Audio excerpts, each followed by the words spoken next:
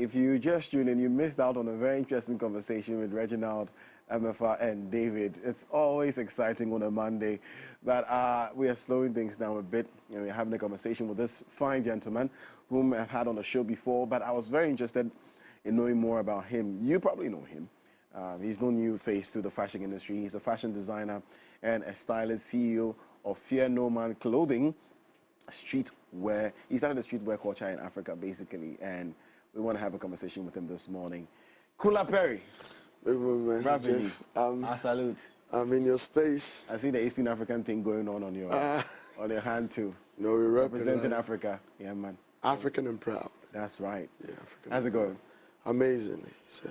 Good to have you back. Thank you very much. All right, let's continue our conversation. For those who were not privy to the first one we had, we spoke a little bit about yourself, yes, your come up and all that, but for those who missed out on it, let's go back a bit to, let's say, education. Did you go to Achimota? You said yes. Achimota, right? Yes. It started there for you. There is no other school that I would have been if it's not Achimota. No fight. We're not going to argue plus you. Tell me about Achimota days. What do you miss so much about it? You know, Achimota School, as Nakura, I must say sincerely, really shapes an individuals to become actually what they really believe they could be. Because around the school, there were so many social activities that was not really common with other schools, I must say, like cricket, with the athletics team, baseball. There are so many things that makes you also get to know that there are other aspects of life that you could also flourish, even though if it is not exposed. And in regards to tuition, orientation, and educational structure of the school as well. So actually, every bit and piece of it was amazing and interesting for me, and it actually shaped me and grew me to be who I am today. But you were telling me the other time that while you were in school, you didn't conform to the... No, that's when you discovered that you could design stuff, right? Yes. Yeah. Yes. Tell me. So in regards to my design phase, I was a general arts student. I was an arts one student studying music and government. But then I had friends from the visual arts department that I was doing projects for. So then I used to, do projects for the visual arts students. Then I realized that I am much more potent when it comes to visual arts. And I was like, okay, if that's the case, when there were other situations like Valentine's Day and all that, I have to leave school, which was really not acceptable. If I don't get the chance, I still have to leave school.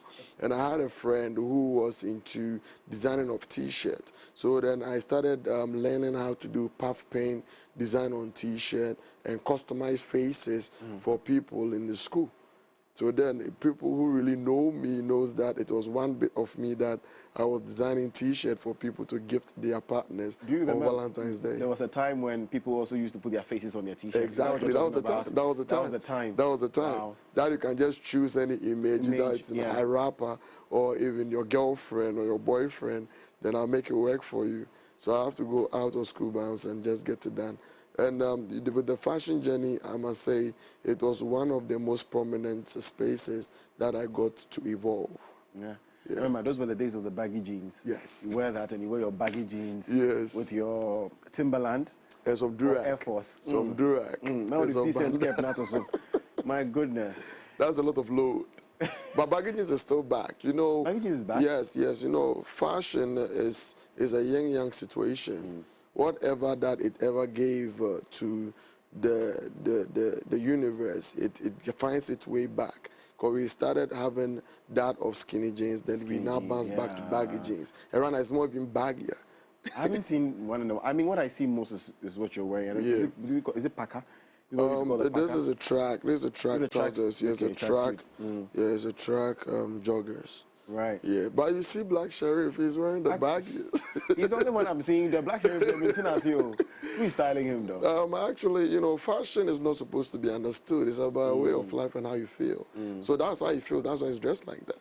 Interesting. Yeah. What would you say fashion means to you as a person? It means everything to me. Fashion is my life. Okay, because I would just say sincerely, if it's not fashion, I won't be here. That is what makes me who I am. So that when it comes to fashion, as either a statement or a way of life, that is who I am. That's my reason and my purpose to life. What would you say brought you to prominence? Was it your styling or your fashion designing? Was it the Fear No Man clothing, or it was the souvenirs you were making? So actually, to humbly speaking, I've been popular all my life, even with my childhood, I must say, because I feel like everything that I have to live in full color as an individual, I've been able to blossom. Because when I was a kid, they knew me to be popular because there was something I was doing in regards to dancing. Oh, you used to dance as a kid? Oh, yeah, I used to dance in motor. I was a dancer working in motor, not like with the dance hall, I must say, like the rap and all this rag. I don't know. Like When we say dance working, then it was about dance. So 3 years in a row, I took all the awards as a dancer. No, I was an individual and created a group. We called ourselves Low Saints. My name was Footprint in Motor. Low Saints for me, but secondary school group, I was Saints or Mono. Mo levitating. No, we don't levitate. You never levitated? Levitate. I actually took that from, I think, this B2K movie, was it? Something dance, which had Omarion. There was a movie. You got saved? You got saved. Thank you very much. You got saved. Thank you very much. So that was why I got a low. It had nothing to do with levitation. It was pure art. It was pure art. So then, you know, with dancing, you have to really create in your mind and put it out.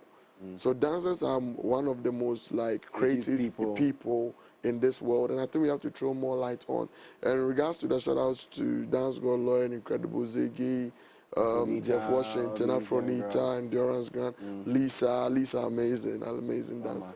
Yeah, we need to throw more light on them because, you know, it's very difficult because, you know, you have to know your steps. You have to move with a rhythm. And at the end of the day, anything that you do, you cannot make a mistake. One mistake will distort everything. It's not even we design that we have to go come and know that we just put out the best work. They do the best work whilst you're watching them. Why have you stopped dancing, though? I'll be very honest. It's not like I even stopped dancing. At our point and our time, dancing was just something that you become popular with. It was not something which was supposed to be monetized. Yeah. So then I can come out of school as a graduate to call myself a dancer. It's true. That is why I'm so proud that in this day and era, we have dancers making some money and making some straight and being more impactful and influential. Yeah, but our time, if you want to call dancing as a way of life of work, your parents will come at you. Yeah. You won't survive. Yeah. Anyways, the last time you explained to me how this logo came about. I want to know what your process is like when you're designing something. What's your creative process like? Okay, so honestly, my design process, I must say, is how I feel. You know, I just feel like people go through a lot of things and they need something to come out with. So then our only way we can liberate ourselves personally is for me to come out with work that makes me feel free thought. And this is an era whereby free thought is imprisoned. People try to voice out how they really feel, and they feel like the police should even come at them and restrain them.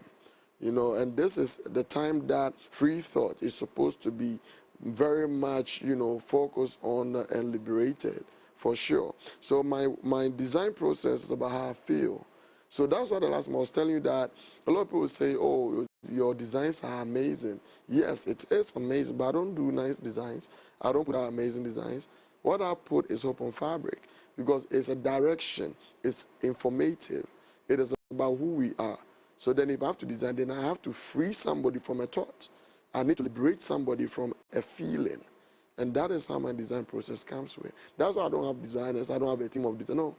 How I feel I design, and you like it, that means you understand.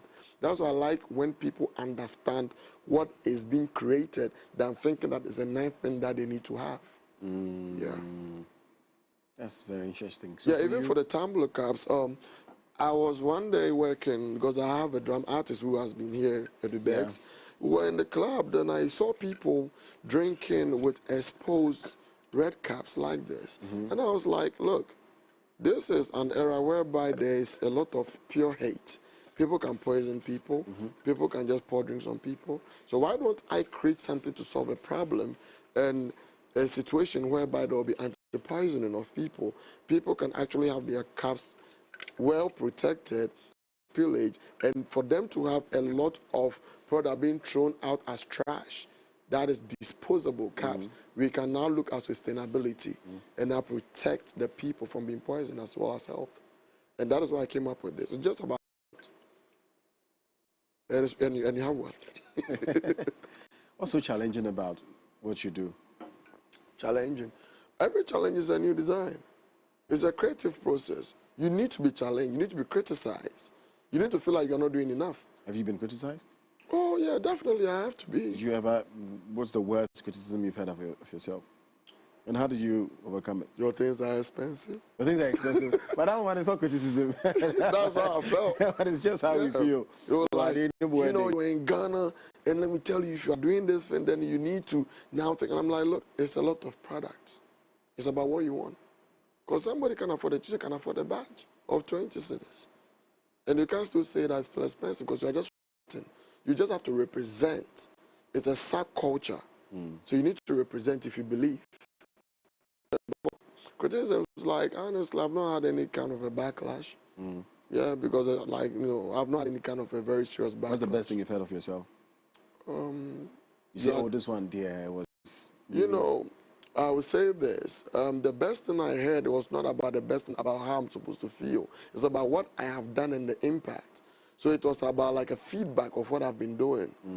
That because of you, I've left the street and I'm now in school. Because of you, we have hope. Because of you, we have gained some faith to do more. It's about people coming out of their shell. Most people that I've met that I really feel like, yo, at this point in time, I am feeling a little bit full of myself.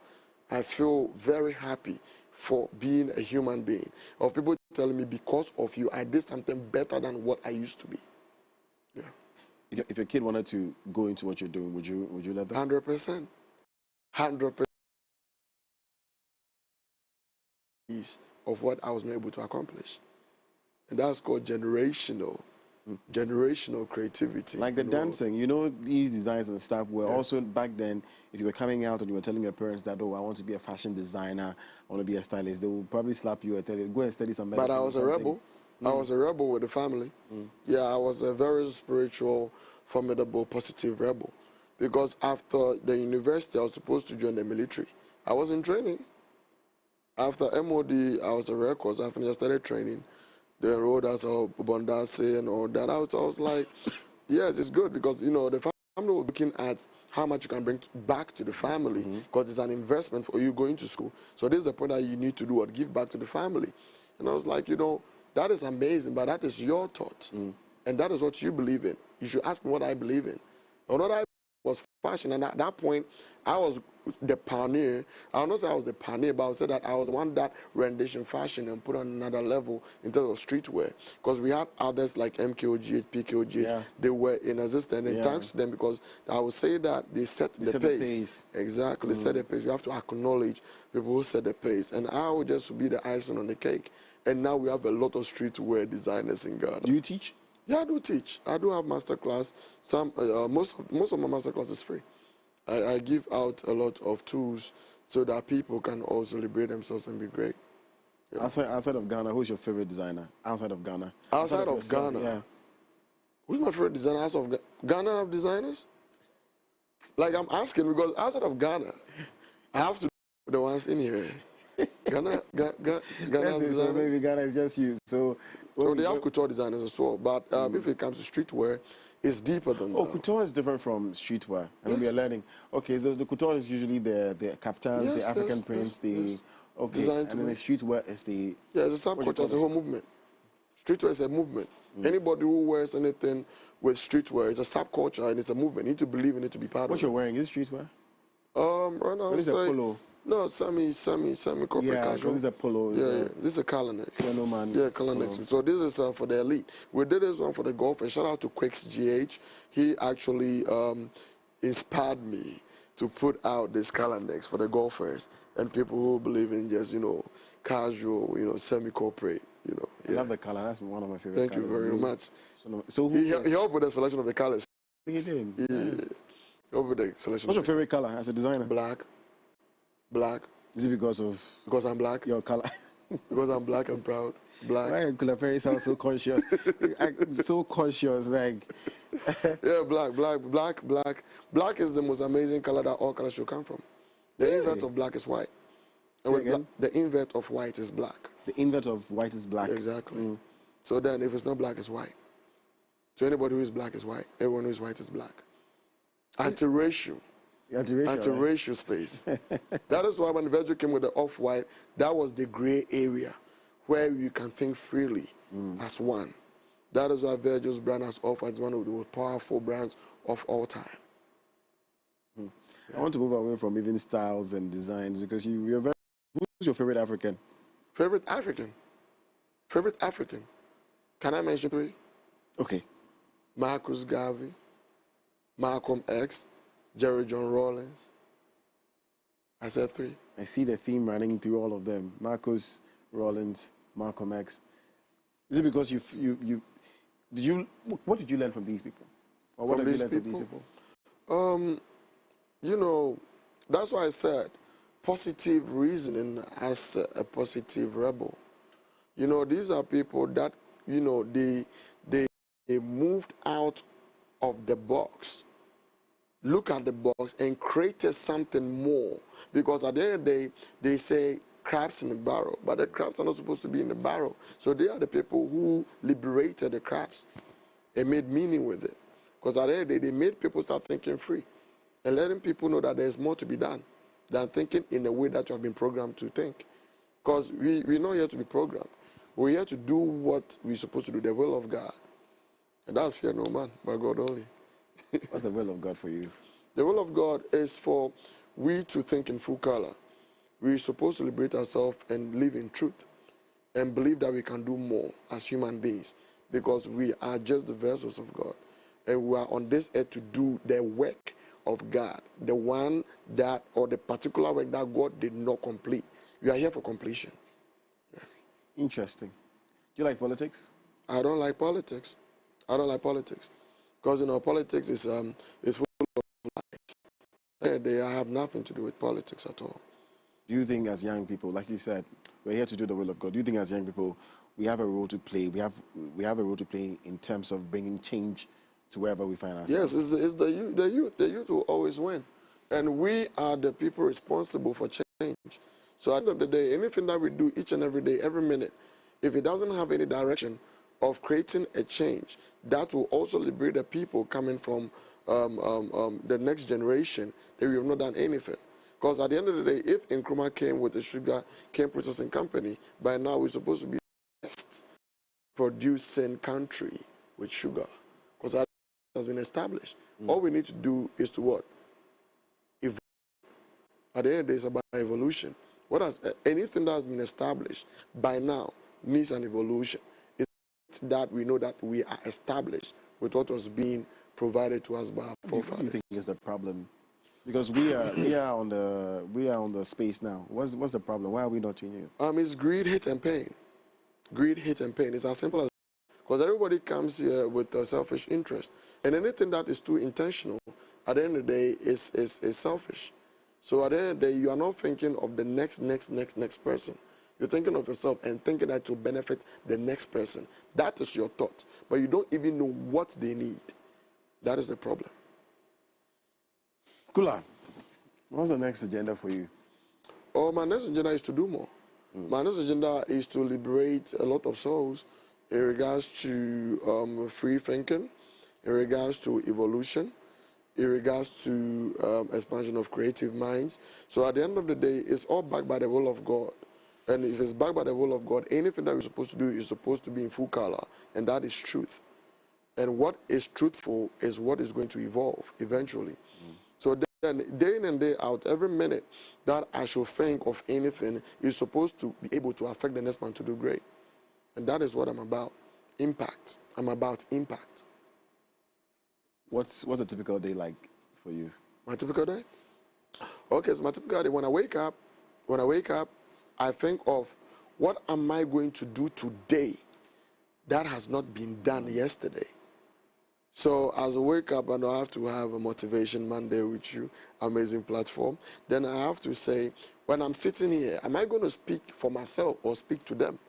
Am I going to speak to people who are ready to listen and do something new with themselves? So then I have to now not formulate, I have to think in full color. I have to say how I feel, generally, to people who are ready to listen. So now we have to prepare the minds, because the problem that we have here is the mindset of the people. And there are more newborns coming who gets to enter a system. So there is no new situation because the entire system which has already been established. So then we are the pioneers and soldiers of free thinking, that we have also supposed to be there to liberate new souls so that they know that this is not the way and that is the way. So the typical day is all about impact. If I'm supposed to sleep, it's a short nap, and the next thing I do is about creating more impact. So what would you say, finally, what would you say has been your biggest impact so far? I cannot say. I cannot say because we don't measure impact. It depends on what I'm doing now and how the people feel. So for this feedback is for the people to tell me that this situation I think is your biggest impact. Yeah. Because the moment I think of that, I'm being selfish. I just have to think in full color and just, progress and do the best for the nation that we build in, for sure. Sweet, I love the product, I must say. The design, you haven't styled me yet. I'm looking for it. When I become a big man, I think we are in talks now because you just started the whole conversation. Yes, indeed. So then I know that from next month we'll be doing something great. I look forward to With it. styling. I look forward to it. We'll be giving them some kind of signages, some welcome billboards to liberate the souls. Senior, they read, and now they be like, this is what I saw today in a T-shirt, and this is what I'm going to do about it because it spoke directly to me. Yeah. It's that. But if you want your products, where can we go to? On Instagram, we have our website, www.fearnomanclothing.com, which now we're going to actually decentralize it, that every country will have its kind of specified products. Okay. And on Instagram, if you send me a DM on anything that you've seen, then we can have business there. On WhatsApp as well. And I think my numbers and my contact is all well established on Instagram. At Kula Perry or at Fear No Man Clothing. Kula Perry or at Fear No Man? At Kula Perry and at Fear No Man Clothing. All right. Yeah. Kula, always. Pleasure. Amazing. See how I didn't make you talk today. And thanks to MX24 for giving this platform that a young creative like me can come and voice out the things that we go through, the things that we're doing, and what our direction is about. Beautiful. God bless you. Amen, and God bless you too. Wishing you all the best, Kula. Thank you very much. Still watching the AM Club on MX24 TV. It's more on the show. Please stay.